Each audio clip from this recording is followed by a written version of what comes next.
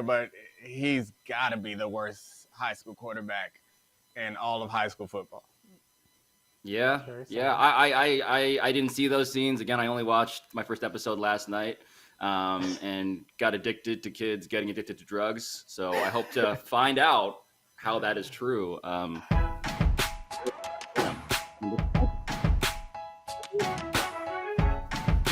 Then the end of the Raiders-Chargers game. Some similarities. Now that I think about it. That was confusing.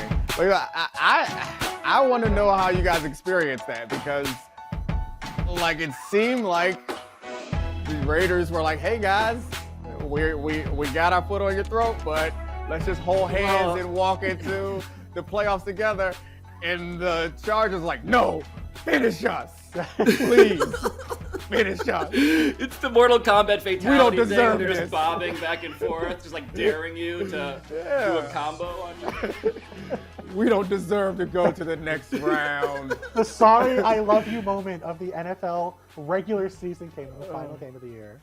Beautiful. That was very much like Euphoria, though, in that it was so like it was just a glutton for their own punishment, which it feels like. To be fair, I made it through most of season 1 of Euphoria before I realized that it's a great show, but I'm not enjoying it. And not every good thing is for you. And I was like, this is a good thing. Zendaya's phenomenal, but this is not for me. I would love to see Brandon Staley super cut into like a scene at a party in Euphoria. He kind of has like, yes, that's what I'm saying. Yeah, absolutely. Yeah, he's like an adult that could play a high school kid, which is the same as all those high school kids in that show are like all adults who could play a high school kid. Also, in this one, he's on like K2 or whatever synthetic weed is. Can you prove it? Can you prove that it's not what the man went for it backed up? A lot of times. Can you prove that he is not? So, Alabaster, I guess we should start the show because we're already doing the show inadvertently. That's Pablo. I'm Domonique, and for some reason, Bill goes by Barnwell and not Bill. He's the only one who's on last name basis, while Pablo and I are on first name basis. A lot of respect we have for him, so you're going to have to give us a lot of good football analysis today, Barnwell. Colonel Barnwell. Yeah, I just have a great last name. I think you just need to respect that. It is a great last name. Like, don't like most last names come from like the job that someone did back in the day, right? I don't know. I feel like Foxworth. Or no, I'm a descendant of enslaved people, so we didn't do anything. The opposite. We did everything and then got named after some white dude. Domonique, for the record, did like your great granddad build barns really well? I assume he was strictly a well man. He built the wells that were inside of the barns. Or like Johnson well barns like John's son. Is that true? Yeah, I think so. I just want to be very clear about this. I think whoever was Domonique, you're worth more than one fox. I just want to be very clear about that. You don't know how much a fox is actually worth. And I mean, actually, we could probably put an actual number on this because, again, descendant of enslaved people. Yeah. Alabaster? All right, you guys ready to do the show? I love getting awkward with you, Pablo. You're the best. Oh, I was going to ask Alabaster what's his last name mean, but... Bastard? What did you think of how the Raiders and Chargers handled the end of their game last night? Interesting. How did that game end? Ooh, very quietly. A field goal, just a classic end of game field goal. No drama happened. Nothing worth discussing. No grand conspiracy theory that the entire world had somehow come together to ruin things for Ben Roethlisberger and the Pittsburgh Steelers. Hold on. Ruin things for Ben Roethlisberger? I think that was the best possible outcome for Ben Roethlisberger had there been a tie. Like, our last memory would have been Ben Roethlisberger leading a game-winning drive against their rival Baltimore Ravens. Like, Ben Roethlisberger was at home like, no, don't call a timeout. Let me ride off into the sunset on a victory. Now we have to watch him, like, underhand toss balls and get blown out by Patrick Mahomes. Like, that's not going to be fun. Yeah, I'm done pretending Ben Roethlisberger was good yesterday. I'm over that, yeah.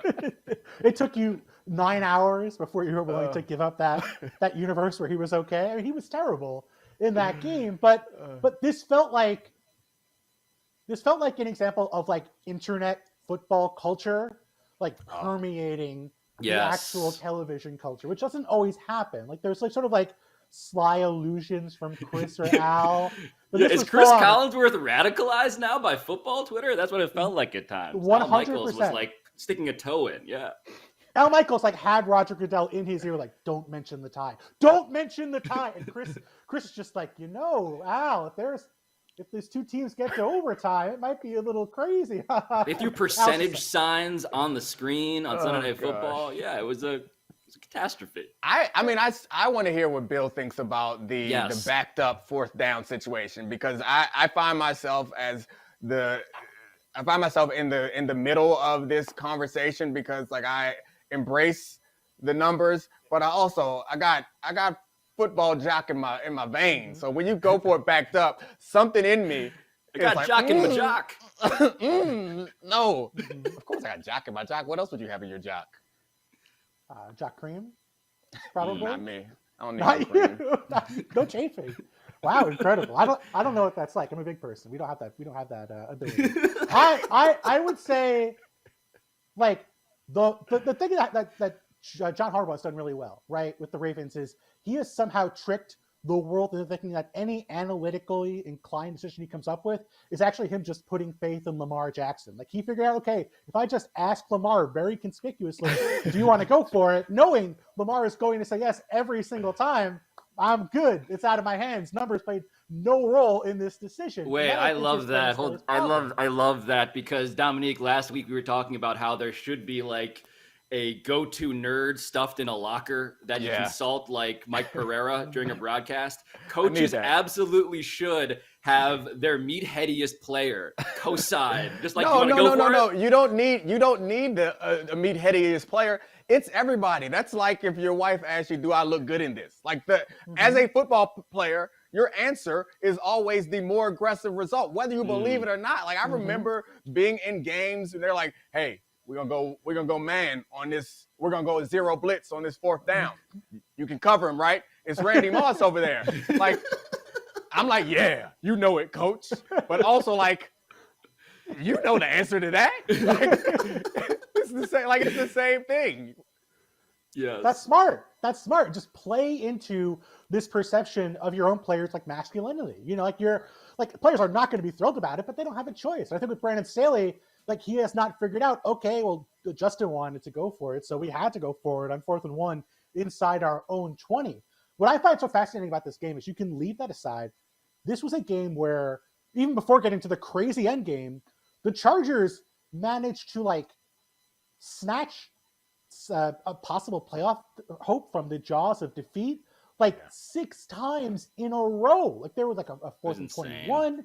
There was like a bunch of 4th and 10s, and it felt almost like it was a bit at some point. Like the Chargers were deliberately not doing anything on 1st, 2nd, or 3rd down just so they could break the Raiders' hearts over and over again on 4th down. They needed a big play. It was the classic, student stays up till 2 a.m. to get an essay done, and then delivers an A at 9 a.m. It was like there was a 19-play drive to tie this game in the 4th quarter with Justin Herbert, being exactly that character.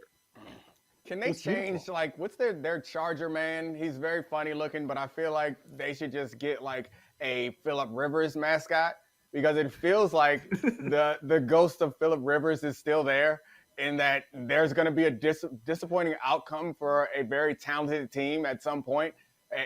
That's the Chargers' MO. At this point, that's who they have been since they drafted Phillip Rivers. It's a very talented team that can never quite get it done the way that you expect them to be. And it's never the quarterback's fault alone. Like the Phillip Rivers years, I don't remember looking up too many times like, man, Phillip Rivers sure did blow that game, but they sure did lose a lot of important games at the end of the season.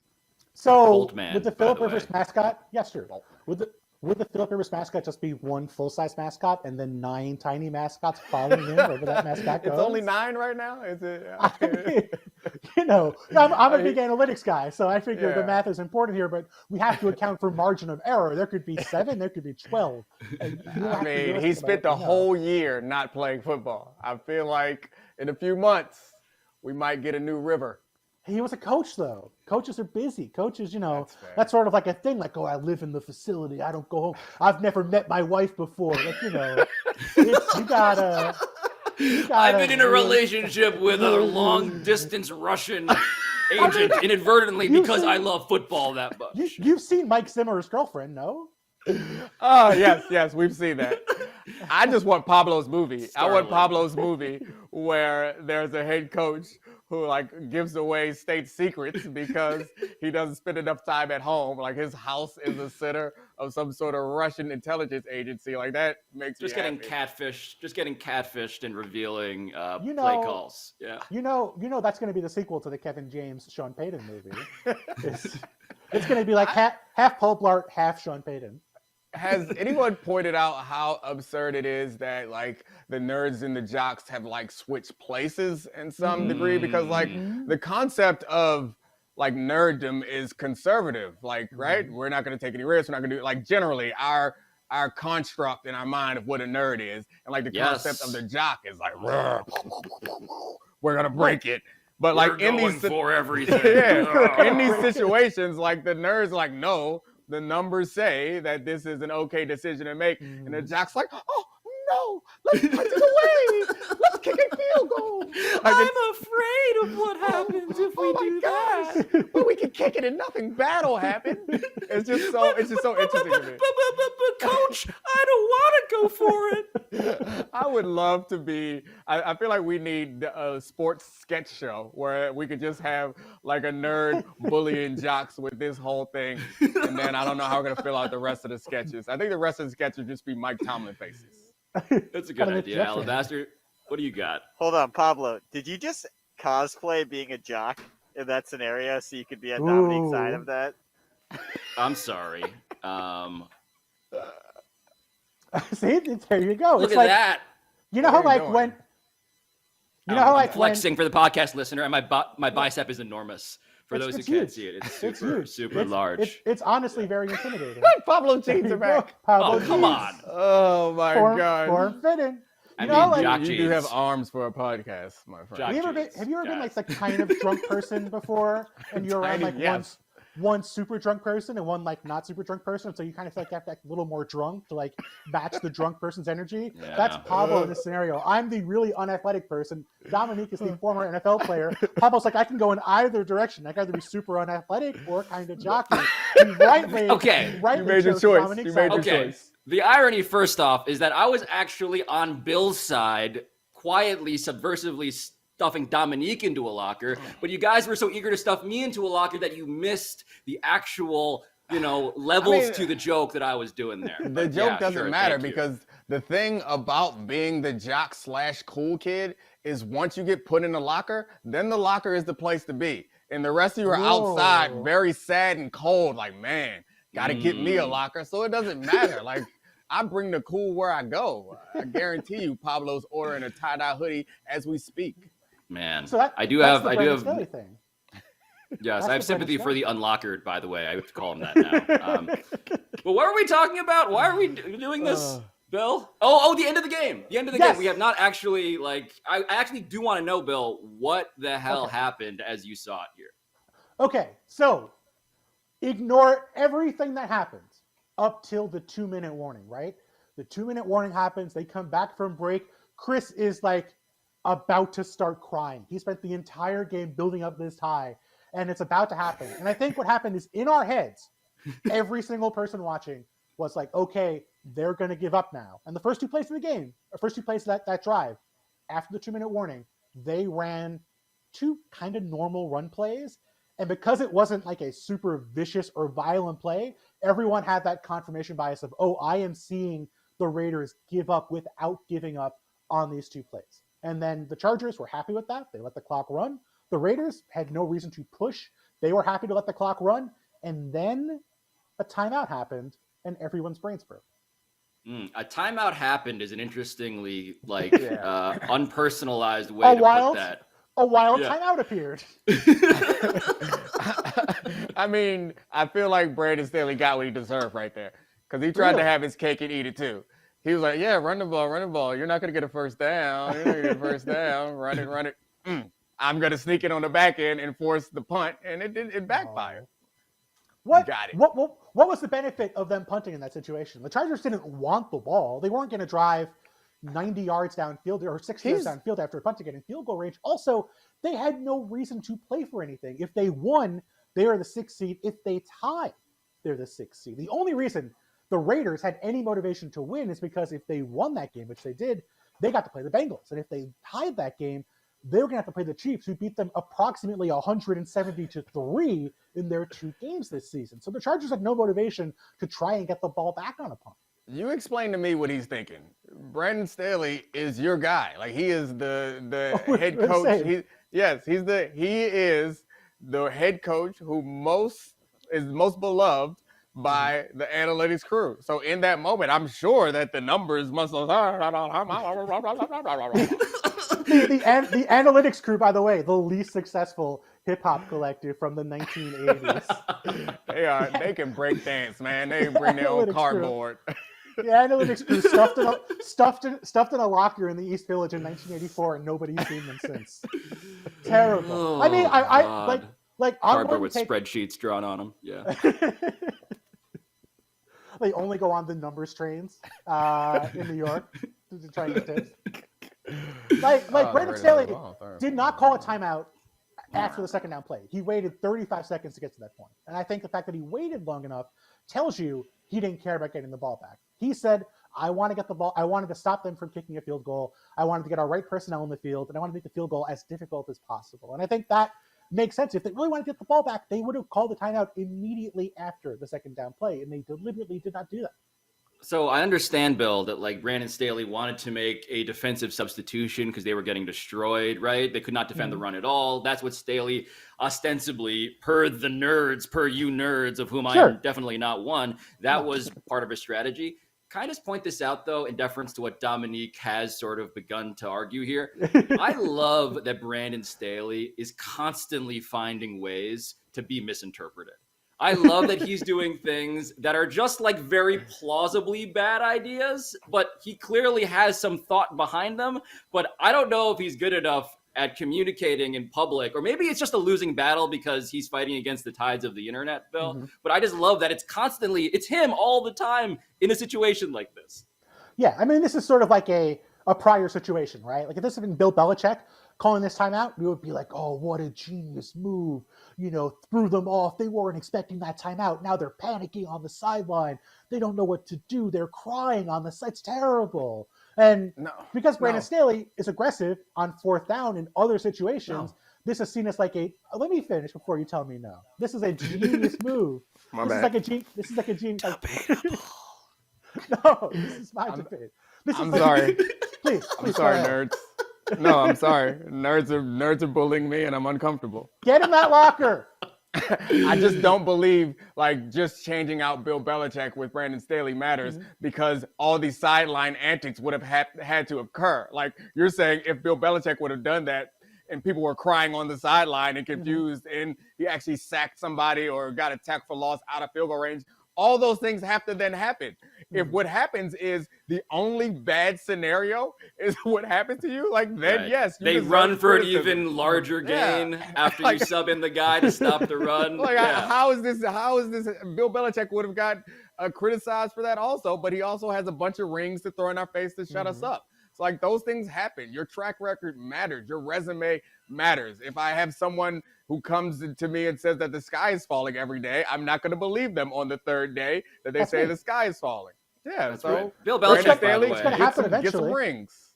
Bill Belichick from a family of belly checkers. He is the master of the gut check call. So the thing about Staley is that like this is being portrayed as like some kind of analytics-driven decision. It had absolutely nothing to do. No one's portraying that as the analytics decision. The back to 4th down. Oh, people are blaming you for that too. Yeah, it's exactly. I've had several. My people are blaming you for that too. Oh, my bad. my bad. At the next Jock Summit, I'll be sure to clear this up. All right. What are some panels at the Jock Summit? By the way? What are some talks they have? Who's the keynote speaker? I could not share any of this because it is under lock and key because it's all quite embarrassing. And obviously, the keynote speaker is a great podcaster. That's the keynote speaker at the Jock Summit. Yep. It's a popular podcaster who shares lots of thoughts. And you know that? Do you know like the Is the he Boston Voldemort? Dynamics robot? Is Joe Rogan Voldemort now? Is that what we're doing? Yep. Joe Rogan is the keynote. Like, he's coming in Saturday night. He's knocking it out the park at Jock Summit. Even though every panel is about how to be an alpha. Yeah, all of this is true. And how not to be a beta. You know that robot that we constantly see like doing push-ups and dancing on Twitter? Yeah. I feel like they have that robot just physically stuffing people into lockers at the Jock Summit, just showing like we have the technology. You don't even have to lift the person. No, Bill. At the Jock Summit, it's that robot doing that, and then the jocks putting the robot into the locker. Oh no, we at the Jock Summit, as the only person who's been to the Jock Summit, like we use the Fox News use the Fox NFL football robot. The joke is already By the gone. way, It's done. Fox News I ruined should it. start using Cletus, the Fox Yes. Sports robot. No, why doesn't that guy have a show? No, thank you, Pablo, for trying to save it, but I just want to wallow in that touchdown I just gave up.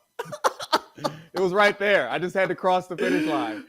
And I just fumbled on a one touchback. Domonique, coach asked you, "Can you handle this Fox News game?" And you said, "I can handle it." I could string some words together, but I couldn't. I added an extra word that did not need to be there and changed the entire context of the joke. Sorry, Alabaster has put down a card that says "Let's move on" and been frantically tapping it with all of his fingers. When you say Fox News, we are in dangerous territory. I'm sorry. That's right. Okay. I'll bring They're it back afraid to of us. I'll bring it back to the fourth down decision or the third down decision. Excuse me, call a timeout.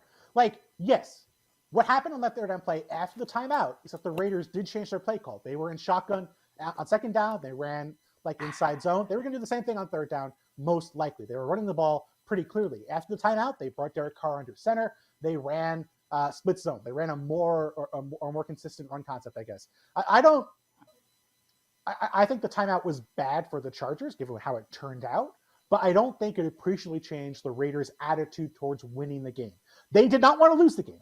They were not going to do anything to put themselves in a situation to lose that football game, but they were going to try and run the ball. And if they can get the 10 yards they got, they were going to kick a field goal. So really, it's about poor execution from the Chargers. It's not like their strategy changed or the Raiders suddenly got pissed off because the Chargers called the timeout. It didn't change what they were going to try and do either way.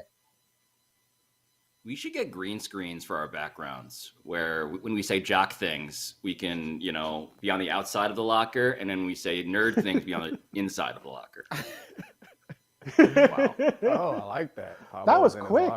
That was a quick turnaround. Yeah, it's 2022. We have printers. It's amazing. Oh, wow. You guys ready to talk about another football game? Sure. Give us some more. All right. This is a classic gas bag question. It's time for a blame off. Who deserves the most blame for the Colts' season-ending loss to the Jaguars? So a lot of suspects on the table here, right? Mm-hmm. So Jonathan Taylor, the presumptive would-be MVP, had 77 yards on the ground. Carson Wentz had the lowest total QBR, 4.4, I believe, of his entire life. Frank Reich, of course, I think he's the head coach still. He should get some blame. Sure. The guy who agreed to trade for Carson Wentz and also give up a first-round pick in the draft in April to the Philadelphia Eagles. He also probably should get some of this. And then there's the offensive line that got absolutely destroyed by a Jaguars defensive line that I met really for the first time in earnest in this game. So a lot of suspects. I'm going to say Carson Wentz because that's what I'm like muscle memory trained to do. But yeah, where do you guys fall on that? Dominique? Bill? My answer's not going to be my answer's not going to be good. So you go first because my answer's going to be a problem. Okay, good. Yeah, all right. Well, I'm going to get through my answer as quickly as possible. When Carson threw an interception, I tweeted out a joke. Then he threw another one very quickly thereafter, and I started to feel sympathy, and I thoroughly enjoyed how people responded to that. People are not ready to feel sorry for Carson Wentz. It's coming at some point, but I got flamed. People were so angry. They're like, what, not for me? Speak for yourself, bleepity bleep. Look at that ratio. An all-you-can-eat buffet of jokes. They were just, because I actually felt sorry for him in that moment because he's going to get all the blame, whether he deserves it or not, which I could argue that he does not deserve it because He is who he is. Like, Barnwell has cocked his head to the side and is looking at you like a cat in a meme. In the words of Patrick Shakur, one of my teammates back in Denver, we've been nuked it. We've been nuked it. That's who he is. Like, that's who he been. That's who he gonna be. Like, it's hard for me to be upset or disappointed when someone does what they do. It's very unusual. It feels odd to me. Like, I don't know. You create some sort of game plan that does not involve him having a QBR of 4, and you figure that out. Yeah, the Tiger went Tiger, Chris Rock school of philosophy. Exactly. Okay. My answer's not fun, but I got to give you the honest answer. I would consider blaming the novel coronavirus for what happened to the Colts over the past 2 weeks, because so coronavirus is the reason why Carson Wentz intentionally fumbled that ball when he got sacked. Like, what are you doing? A man's wrapped around you. What are you doing? What are you doing? You are social distancing yourself from other players. The ball's going to go over there. Everyone's going to leave you alone. You're just creating 6 feet between you and the players next to you. I mean, Carson Wentz tested positive for COVID 2 weeks ago. He is unvaccinated, came back after 5 days. We've seen players, vaccinated or unvaccinated, struggle after returning from coronavirus. I mean, Lamar Jackson struggled. Tyler Huntley had what looked better before he struggled with coronavirus a couple of weeks ago. We've seen other quarterbacks, other players, other positions. Tyreek Hill came back and said he didn't feel like he was his old self for the last couple of weeks of the regular season. Carson Wentz came back and had 2 of his worst games of the year back-to-back against 2 pretty bad defenses in the Raiders and the Jaguars. And yes, Carson Wentz, he can do this without having coronavirus, to be fair. He was terrible against the Patriots 2 weeks earlier. It's impossible to say causation or correlation is causation, but at the very least, it does feel like we have to at least consider this as a possibility, because Carson Wentz did not look like his normal self. Wait, so Bill, what you're saying is that Carson Wentz was actually so bad yesterday that the reigning theory to a rational, brilliant person like yourself is that there must be another reason why he's even worse. Domonique does not seem to agree. If this happened for Aaron Rodgers, nah, I'm considering it. was anything that you saw yesterday? I'm also considering that for so many. Was there anything that you saw from Carson Wentz yesterday that you have not seen Carson Wentz do multiple times before we had even known what a coronavirus was? True. Okay. That's fair. That's the end of it. There's nothing else to talk about. That's You think that's it? So you think it's I just... like how Domonique has now embodied the takes of Cletus the robot, by the way, incidentally. What does this virus really do? Come on. I imagine that the virus, or not imagine, I've seen it. The virus can make people who come back from it not themselves. Yes, that's true. But it seemed like it made Carson Wentz more wincy. Like, that's the Wentz. that was the full Wentzian experience, right? Like, so he's trying to do too much. The guy has his arms around him, and he's like trying to fight and throw an underhand ball as a fumble. That's Carson Wentz. Throwing turnovers into tight windows because he thinks his arm is actually better than it is. That's the Carson Wentz experience. Like, that's it. Now, to be fair, other players on the Colts also got coronavirus, including their star guard, Quentin Nelson.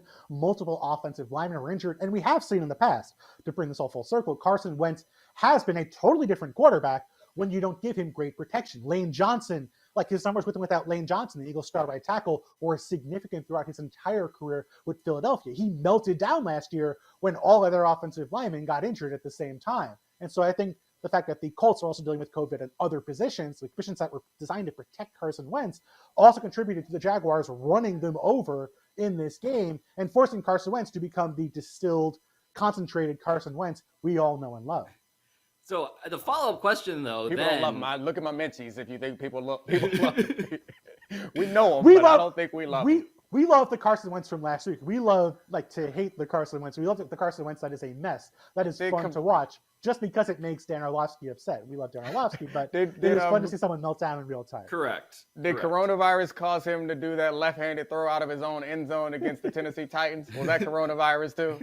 I think the emotional pressure of coronavirus forced Carson Wentz to do that. The fear of getting it caused Carson Wentz to do that. Wait, so there is a follow-up question here, which is what secret unreleased mRNA vaccine did the Jaguars take?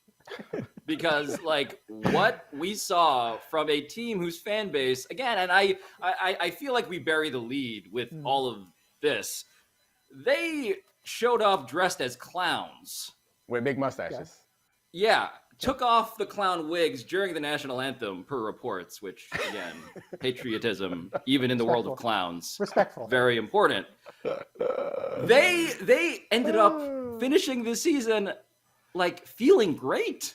I didn't think we'd have the Raiders and the Jaguars, incidentally, feeling great on the last week of this NFL season. But yeah, the Jaguars got their third win. 3 of them, by the way, all 3 of them coming against teams with winning records, the Dolphins, Bills, and now the Colts.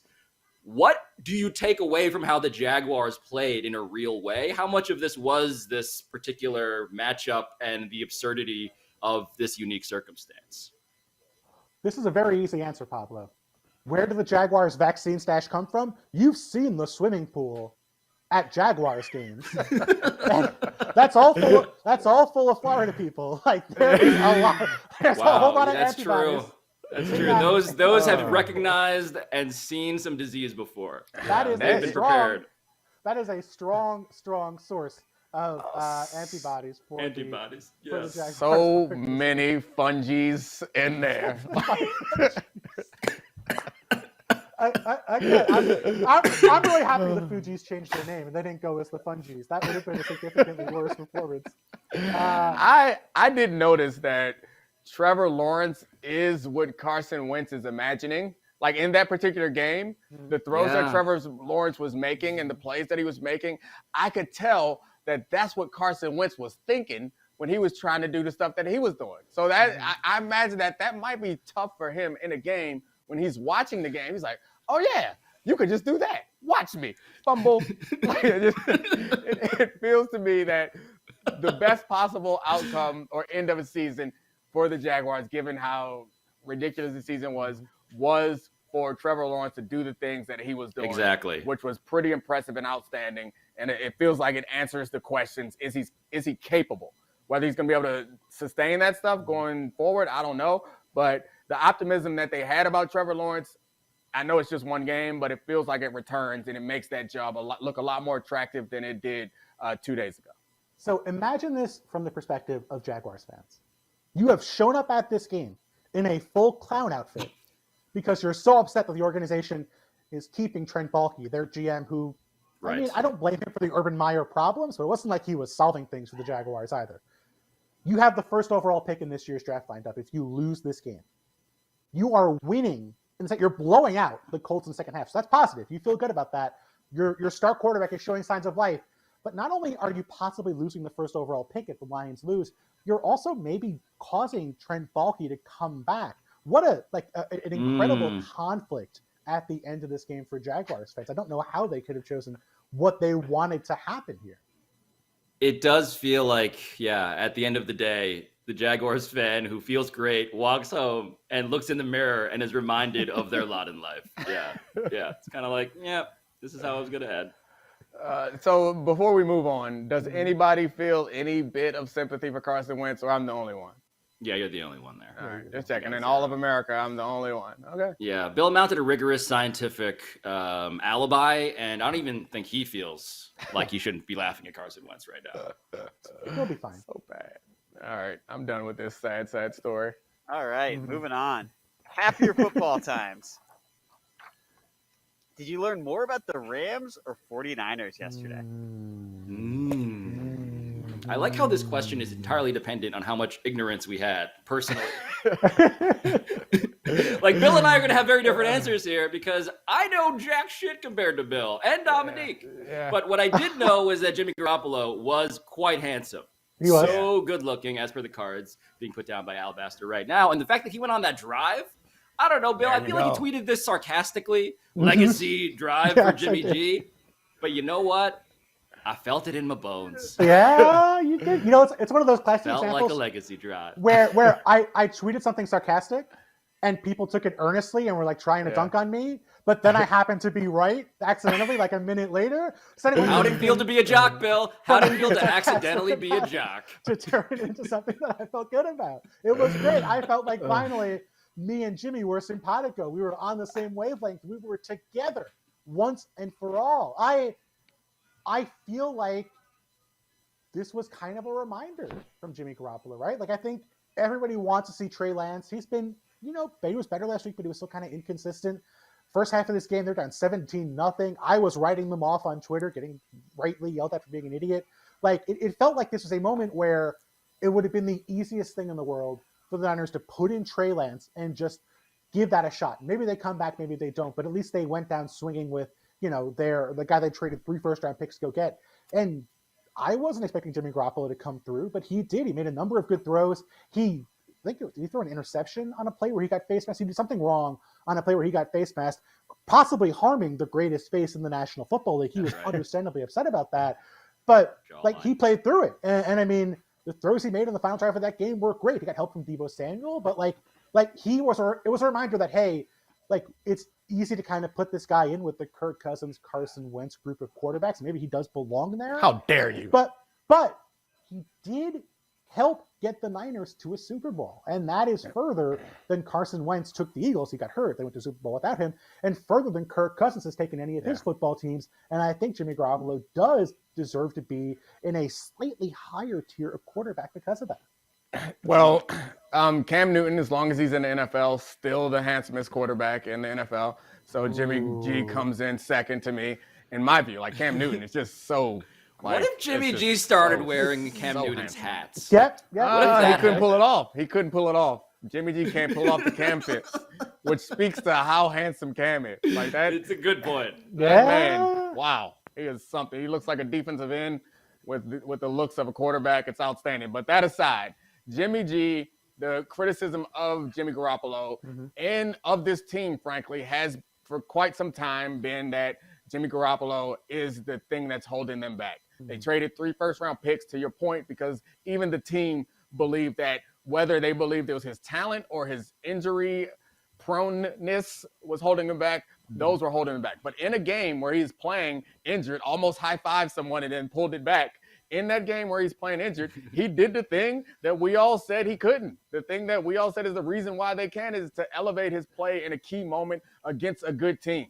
That defense is loaded, and he pulled off the drive that needed to be pulled off and the comeback that needed to happen to get them in the playoffs. So whether it's real or not, and as someone who played for the Ravens and watched Joe Flacco get unbelievably hot for a playoff stretch. Figuratively hot, by the way. Yes. I mean, he's like solidly. He got handsomer. I mean, if you look at early Joe Flacco to like current Joe Flacco. I'm going to Google image Joe Flacco. He's most improved as far as looks are concerned. Find a side-by-side from rookie Joe Flacco to current Joe Flacco, because he is much better looking now. But anyway, as a player, he got crazy good. I'm not going to say hot. I don't distract you again, Pablo. He got crazy good at the right time in order for this team to win a Super Bowl and then invest a ton of money in him. There's no reason, given the talent that this team has, that Jimmy Garoppolo can't do the same thing based on the whatever boost he gets of confidence of what he just did to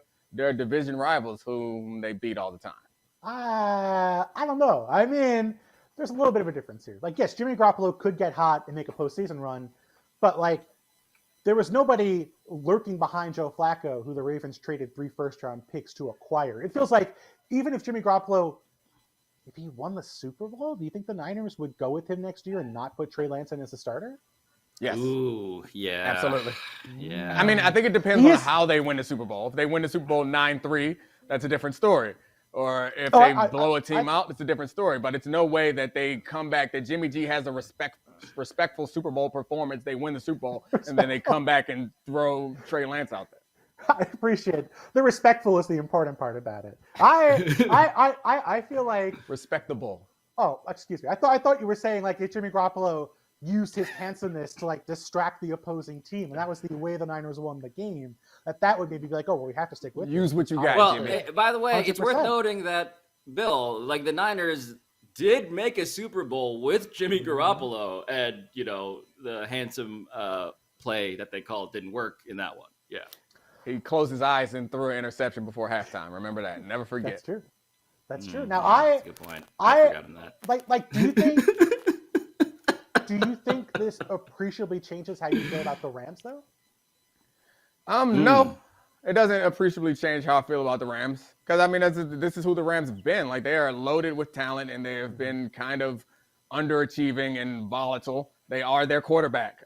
Sadly, that's who they are. Is really impressive to look at sometimes and also really unpredictable. So, yeah, the Rams are another team that are good enough, talented enough, that if things fall right and Stafford plays the way he was early in the season, then they could go on a run. And they have that front that can rush the passer. And that seems to be one of the cheat codes to win a Super Bowl in the NFL when your team may not necessarily deserve it.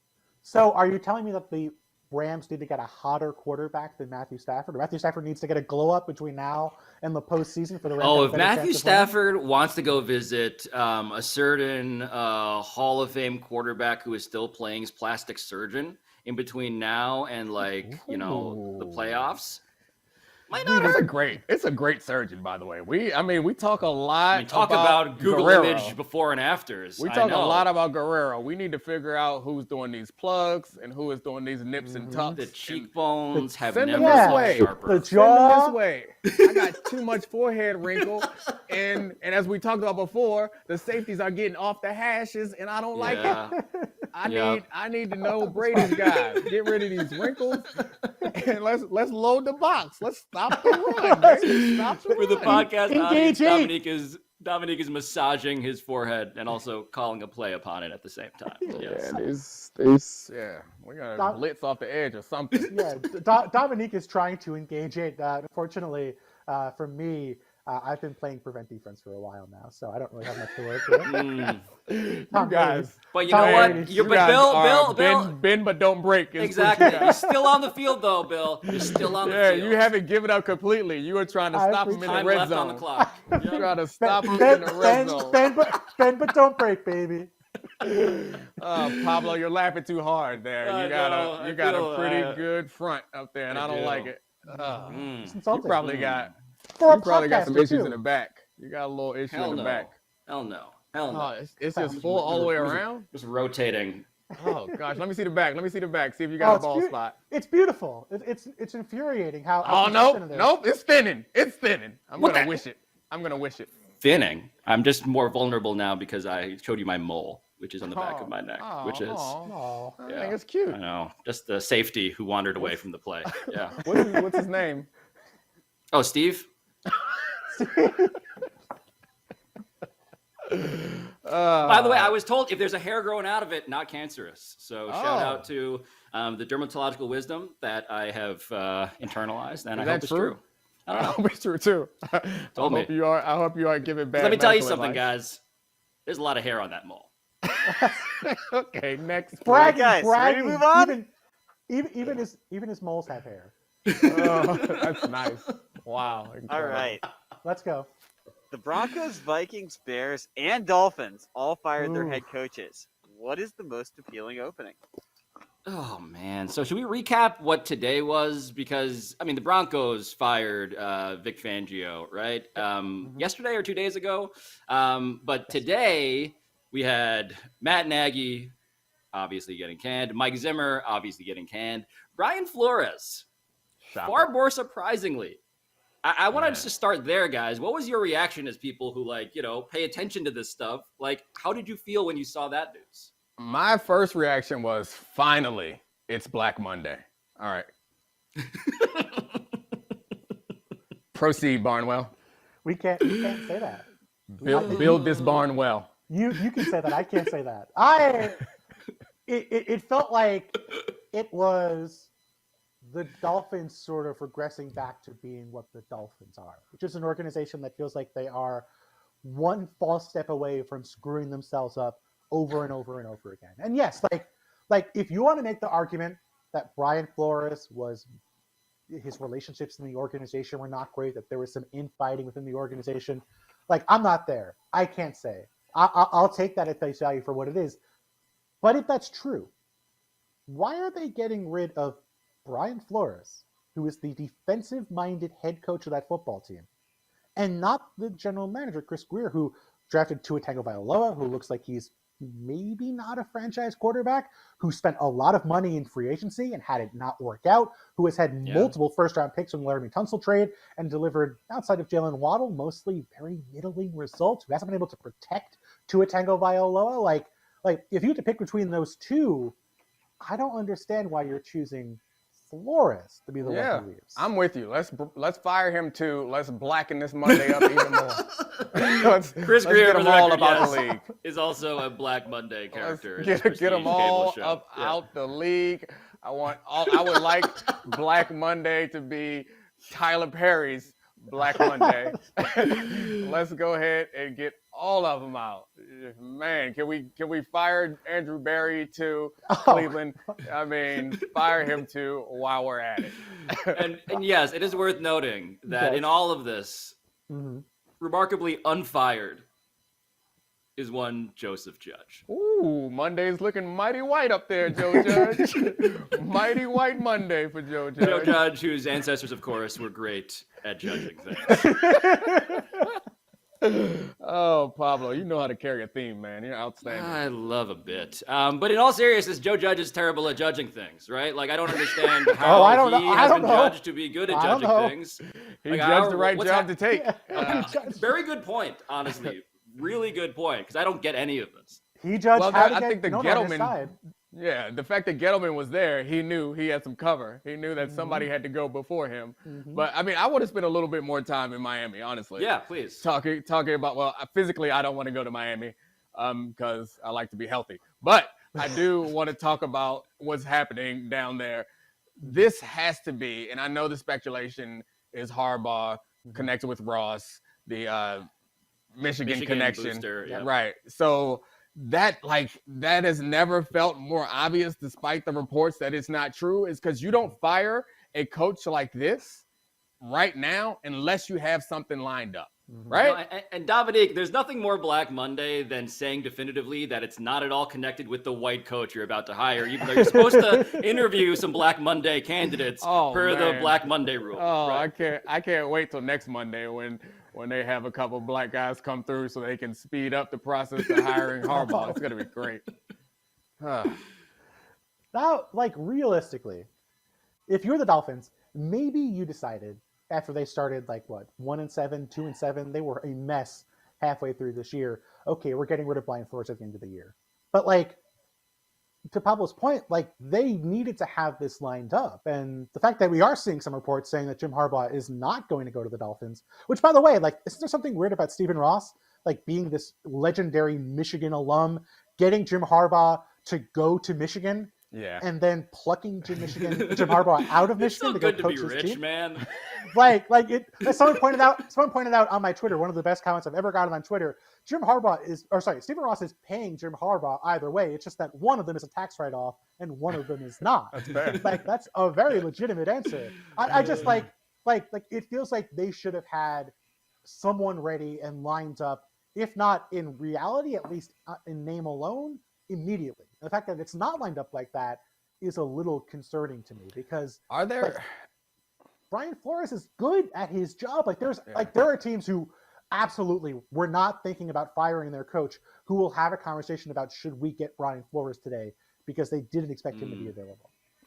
I wonder if there are other potential scenarios other than having someone already lined up, because of course they're not allowed to because of the Rooney Rule, but of course they probably already do. But other scenario is there's beef within the organization, and Brian Flores doesn't get along with people. To your point, the only person would be either the owner or the general manager. If it's the owner, then whatever. If it's the general manager, somebody has to go, then you would think that the general manager has to go. And I do think that this is something I haven't heard brought up, is the specter of Deshaun Watson. Yes. No, that's what I was about to ask about this. Yes. Brian Flores. Sure you were. Early in the season, he didn't seem like he was opposed to it, but it didn't seem like he was gung-ho about it. But that could also be, I could understand that being a point of contention. Now, it's complete speculation, just guessing, but that could be a point of contention there also. Well, I mean, the question really is like, what does Tuanon think of all of this? Are they celebrating in the streets? Is this a win for them? Do they believe that Brian Flores is actually just going to be working in disguise as a special teams assistant now? Like, where does the conspiracy go? Oh man, Brian Flores is going to be selling Comet pizzas in DC in no time. They're just gathering on the grassy knoll, waiting for a white coach to show up and lead them into the postseason. It's just, you know, like it just feels so unrelated to what actually happened on the football field. Like it just feels like Stephen Ross is just like, okay, I'm rich and I'm going to make this decision. And we don't know this, but certainly when there was talk about Deshaun Watson during the season, it was almost always, okay, Stephen Ross wants this. It's not Brian Flores wants this. It's not even Chris Greer wants this. It's always, oh, Stephen Ross wants this. So I thought it was very conspicuous and very interesting to see Stephen Ross come out as this firing is happening and saying, oh, we never wanted Deshaun Watson. I don't want Deshaun Watson. There was enough smoke around that fire that I find that extremely hard to believe that was Stephen Ross's opinion 10 weeks ago. And he might be using this as a pretense, knowing what he knows about the Deshaun Watson case, to kind of quietly remove himself from that situation and that sort of argument that he is the one pushing for Deshaun Watson. And if there's any organization, Domonique, that knows about smoke, it's the organization that drafted a lineman who wore a gas mask bomb. Yeah. Yeah. So you said something interesting at the top of this, Bill, about you say interesting things every time you open your mouth, but I wanted to come back to this one about what the type of organization the Dolphins believe themselves to be. Mm-hmm. Firing this coach suggests to me that they believe that they are much better than they are. And given their history post Don Shula, I guess post Marino history, you ain't that. And looking at this roster, you are not that. So you fire a coach who's had back-to-back pretty impressive seasons in tough circumstances. And this last recent run, it's incredible. Is it unprecedented? I don't know, but it feels like to rip off that many wins after also having 7 losses has to be 1 and 7. Unprecedented. And that's the type of stuff that we give people Coach of the Year for. That's the type of stuff that we can't explain. So we just say, Coach did that. And so how would they, it's just it seems like they think that they are better than they are, which I don't get it.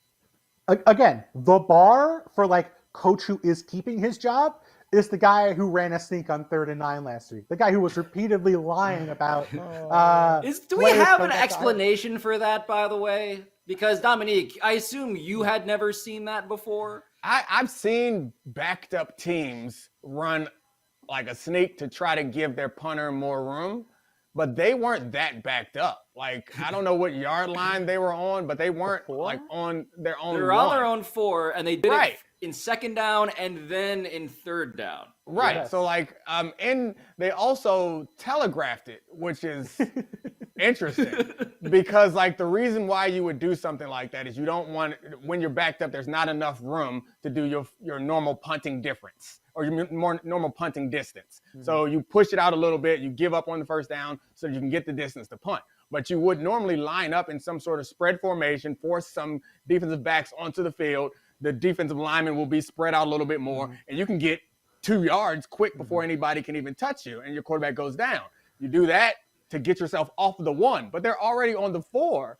And then to do it twice and also surround the person with players is hey, it's telegraphing to them that we are doing this. It just, none of it, I don't know. None of it makes any sense. It doesn't feel very smart. And also, what are you doing? You have no reason to do this. But also, what are you doing, Bill? Yes.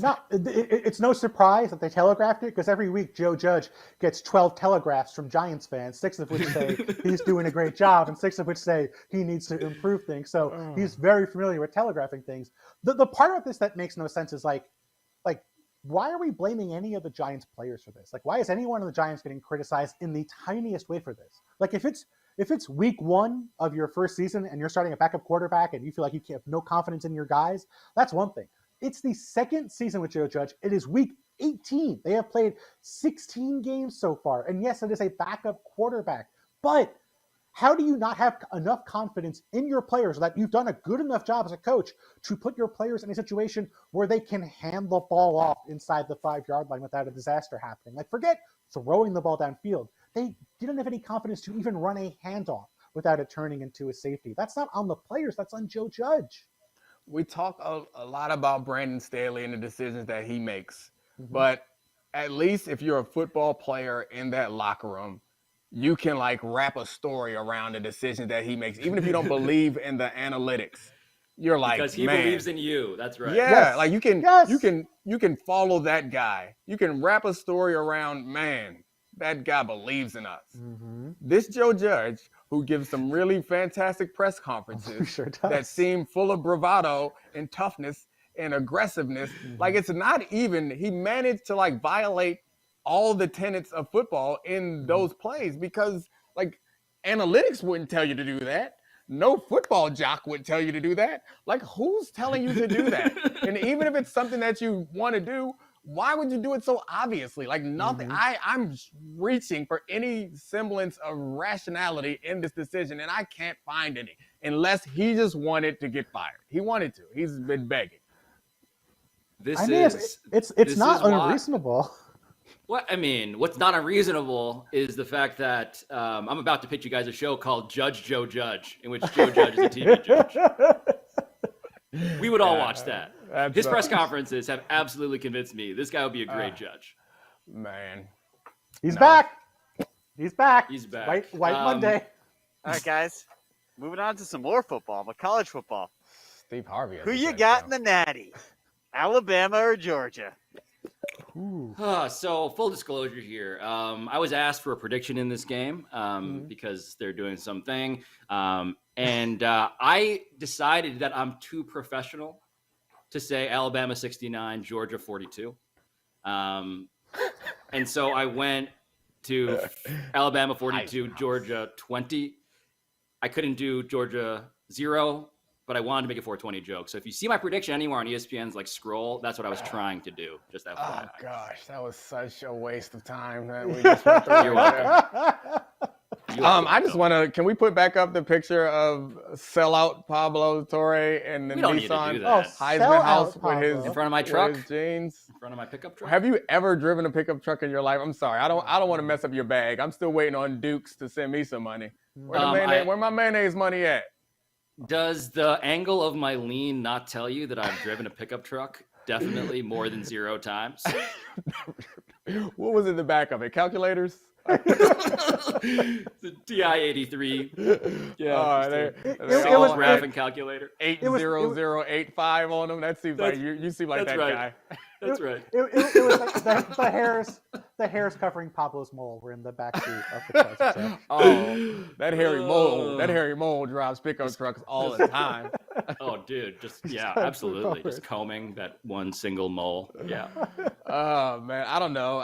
Alabama beat them badly before, and it seems that Georgia's still the favorite. By 3 points. Yes, somehow. I don't know. The better quarterback in these situations seems like a good place to go. Alabama has a lot of talent. I don't know. It's not any real good analysis. This is excellent enthusiasm on the part of Domonique Foxworth. I mean, I'm actually going to watch this game, and I'm going to enjoy this game, but I don't know who's going to win. But I think it's reasonable to bet on Saban in the Saban Invitational, the annual Saban Invitational. So I'm going to go ahead and do that. Georgia, maybe they'll get over this hump one day, but it doesn't feel like today's that day. I mean, the first time these two teams played, we saw it. Georgia got up 10-0, I think. And then Alabama, because they have a better quarterback, because they have more athletes on offense, were able to fly back, take a big lead. And when that happened, Stetson Bennett was not able to come back and from 2 touchdowns down. This is sort of like the Patriots team we've seen in the pros, where it's, if you put Mac Jones in situations where he doesn't have to throw to catch up, where they are comfortable, where they can run the ball, where they can rely on the defense, Mac Jones is going to look good. But when you have Mac Jones in a situation where he has to throw to catch up, like that Colts game a few weeks ago, we're going to see him make mistakes. And I feel like that is what Georgia has to avoid in this game. If they can keep it close, if they can actually have the threat of running the football, if they don't have to be in a situation where their quarterback has to make plays, I think they are the better team. But I just think Alabama can always come back. I don't feel like Georgia can come back given the strengths and weaknesses of that football team. Classic. More ways to win. The classic more ways to win.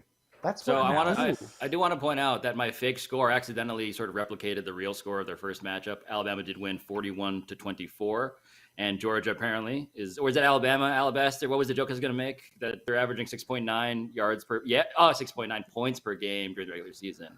Very nice, Georgia. Not against Alabama. Not against They're Alabama. averaging Alabama. 41 points against Alabama. And Kirby Smart is averaging 0 wins against Alabama. So is that Analytics? Is there a deeper boss-employee relationship? I love the storyline of like the pupil can never beat the teacher. Is there something psychologically there, do you think, or is that just you're playing Alabama? It doesn't. I mean, I don't know if it's just Kirby Smart. It feels like it's all of Georgia. Like that psychological block seems to loom over that team. And you think back to the throw that Tua made that started Tuanon. Yeah, it started the Tua rage. Like that was a game that they had to win. Like they had that wrapped up. I don't know how you explain that other than just I guess no, that it didn't feel like a mental block. It's just a coverage breakdown. But it seems like they always break in Alabama's favor. So back to the more ways to win is Alabama can run the ball like they did against Cincinnati. They can throw the ball like they did against Georgia. They can come back, and they also can play mind games on Georgia to win because it doesn't feel like I have much faith in Georgia pulling this one off. Just want to point out that the Georgia quarterback before this was Jake Fromm, the guy who ran that sneak for the Giants on 3rd and 9. That should tell you the different tiers of quarterbacks at play here for Alabama and Georgia, most likely in this football game. You got Tuanon, and then you have a guy the Giants don't trust to hand the ball off inside the 5-yard line. That might be the issue here between these two. Promenade? Oh, I like that. That actually is kind of nice. Gosh. Man. Heisman. Alabaster, was that sufficient college football analysis for you, or do you want us to wring some more juice out of a very dry Does Bryce Young get to enter the Heisman house next year given NIL rules? Is he going to be Pablo since you are the driver, the chauffeur for the Heisman house? That I am sure of is that I myself will not be invited back to the Heisman house next year. If doing debatable has accomplished anything, I'm never going to see my sweet You're gonna pickup be truck back. ever again. We're talking about Nissan so much. Nissan is great pickup trucks, right? Heisman house. Absolutely. Bring Pablo back. Pablo, he wears those Wranglers. He's good. Do you still have a key to the Heisman house so you can go on their rooftop if you want to go on their rooftop? No. Yeah, that's right. They got a well-made barn on the side for Pablo. He's not allowed. He's not allowed in the house. He's in a well-made barn. He's just the chauffeur. I like how we made by the end of the show Barnwell Amish, just raising barns real well. Sadly, the Amish, no access to analytics. I would never make it there. Yeah. That's a very good point. So they're not gonna watch this game, huh? But Bill, you know what? You've been on an extended Rumspringa in which you've really just found a new people. It's not a Rumspringa anymore. He's left. He is left. He went on his Rumspringa. One of us.